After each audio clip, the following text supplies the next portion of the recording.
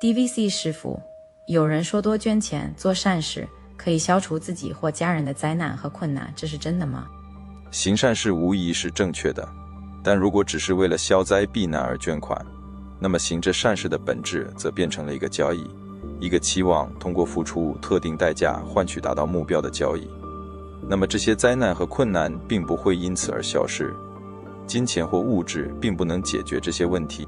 不纯粹的起心动念对人们不会有什么帮助，而尝试通过与佛菩萨交易来换取达到目的，无疑是一种错误的概念。